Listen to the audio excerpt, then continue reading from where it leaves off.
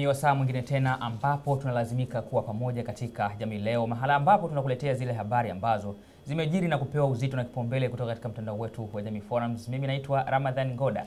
Na mimi ni Hasnali, na tayari kabisa kuanza habari yetu ya kwanza kutoka hapa nchini. Tunaambiwa serikali yakanusha uvumi wa ajira mpya kupanda vyeo na kulipa stahiki mwezi Februari mwaka 2017.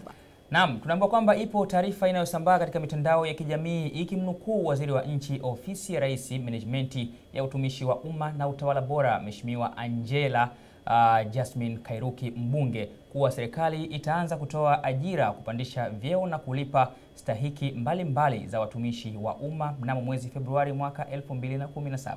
Tunaambiwa kuwa taarifa hiyo haina ukweli wowote na inafaa kupuuzwa. Swala la ajira mpya na upandishaji vyeo litafanyika kwa kuzingatia bajeti ya serikali ya mwaka wa fedha 2016 na 2017.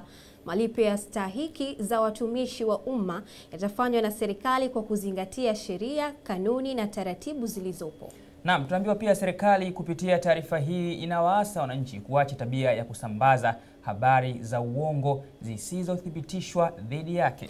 Na kutokana na taarifa hii, moja kwa moja tunaelekea katika takwimu ambapo maoni yaliyochangiwa ni zaidi ya 3800, na katika mtazamo wa jumla 90% ya wachangiaji wanasema tamko lina mapungufu, kwani halisemi muda sahihi wa kutoka ajira hizo, na huku 10% wanasema wanaotoa taarifa hizi wachukuliwa hatua. Naam, hizo ni takwimu zetu kwa siku hii ya leo katika habari hiyo ambayo tunafungua nayo Jamii Leo kwa siku hii ya leo. Tukaangalie sasa baadhi ya maoni ya wadau. Zanzibar ASP anasema hii taarifa ya kukanusha imezidi kuchochea moto wa kilio cha ajira kuliko kuzima. Ni kweli taarifa imekanusha, lakini hapo hapo ameacha pengo la taarifa. Ufafanuzi zaidi. Naam. Na tukielekea kwa mwingine, bado anaendelea huyo mdau wetu anasema swali kuu kuliko yote hapo ni lini serikali itatoa ajira mpya, kupandisha vyeo, kulipa malimbikizo na kuruhusu uhamisho?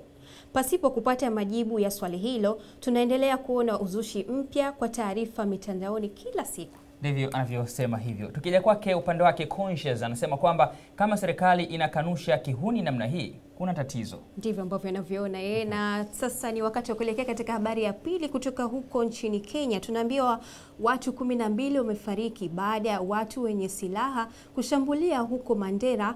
Watu 12 wameuawa na wengine 4 wamejeruhiwa baada ya watu wanaohisiwa kuwa kikundi cha Al-Shabaab kuvamia nyumba ya kulala wageni inayojulikana kwa jina la Bisharo usiku wa kuamkia leo. Naam, na polisi na wanajeshi kwa sasa wanaendelea na msako mkali ili kuwatia nguvuni waliohusika na tukio hilo.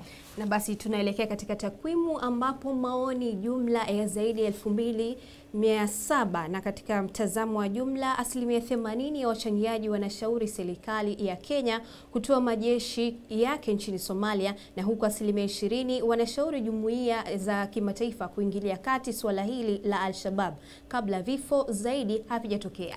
Kwa upande wa takwimu, hivyo ndivyo inavyoonekana katika habari yetu hiyo ya pili kutoka huko nchini Kenya. Tuelekee sasa kuangalia baadhi ya maoni ya wadau, tukianza naye Mainrad anasema kwamba huyu ni Mainrad Mutashobia Michael anasema kwamba kama hamta tafuta mpango wa suluhishi wa amani na hiki kikundi, then haya majanga yataendelea kila kukicha. Na mdau watu mwingine Ali Abdullah anasema poleni sana wa Kenya kwa matatizo mnayoyapata.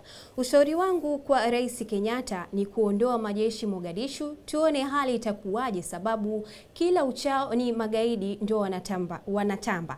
Ethiopia tayari katoa majeshi yake, hebu na nyinyi Kenya fanyeni hivyo tuone. Ndivyo anavyomshauri hivyo Rais Kenyatta wa huko nchini Kenya. Tuelekea sasa katika hoja, tukiwa tumemaliza habari zetu mbili kwa siku hii ya leo. Hoja yetu nasema sijaelewa Rais Magufuli kuomba kujengewa msikiti na uwanja wa mpira wakati Kagera watu hawana makazi, mtu wa hoja akiwa ni Mozilla.